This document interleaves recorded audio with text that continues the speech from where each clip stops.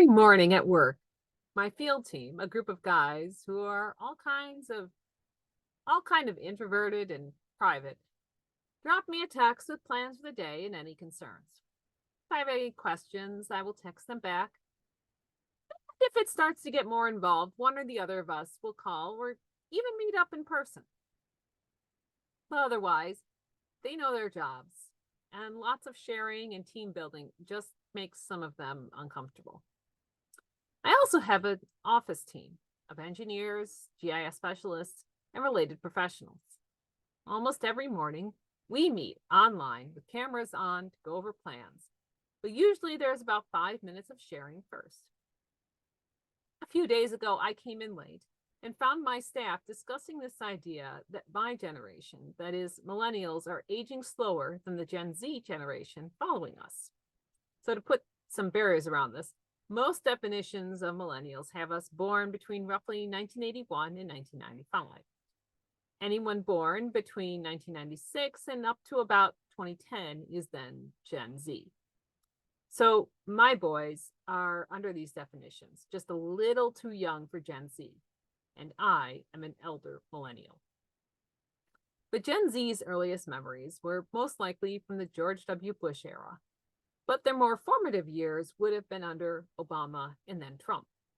Some of my subordinates were arguing that maybe the reason the younger generation is aging so quickly is beauty trends and the diets. Being children of the 80s and 90s, we ate a lot of preservatives. Growing up, that has been taken out of food.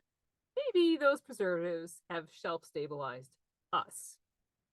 Or maybe it is the trend towards more plastic surgery and extreme makeup. I offered a different perspective. As people who became adults in the era following 9/11, millennials have an extreme level of alertness.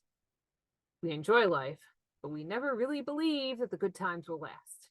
We have been through 2 economic collapses, a major terrorist attack, unending war, and a pandemic. This has been our adulthood. We liked Obama's hope and change slogan, but we never fully bought in that everything he promised would be possible. We appreciate that Biden is trying to lower student debt, given that many of us will die before paying off loans that we agreed to in our teens after being told that if we wanted to be successful, we needed to go to college. But at the same time, we have accepted our reality. It is not quite the cynicism of Gen X that says, just take what you can, it is all broken, and there is no hope. But rather, millennials have an extreme realism that says, you might as well take whatever enjoyment you can out of today, because tomorrow will bring new horror. Gen Z, meanwhile, has had an expectation instilled in them that the change is possible, that if we believe and try hard enough, tomorrow could be better than today. They've been taught optimism is an absolute positive. Something that I argued was actually the source of this aging phenomenon. Their positivity does not give them the resilience they need in the world that we live in, and is causing them extreme internal conflict. It gets to the prayer that so many 12-step programs have embraced. God, grant me the serenity to accept the things I cannot change, courage to change the things I can, and the wisdom to know the difference. Living one day at a time, enjoying one moment at a time, accepting hardship as a pathway to peace, taking as Jesus did the sinful world as it is, not as I would have it, trusting that you will make all things right if I surrender to your will, so that I may be reasonably happy in this life and supremely happy with you forever in the next. It is not that millennials do not have hope or are not hard workers. The reality is that as the baby boom generation retires, we are often working 2 or 3 jobs each. And we are working hard to try to mitigate climate change and to ensure a livable planet for the future.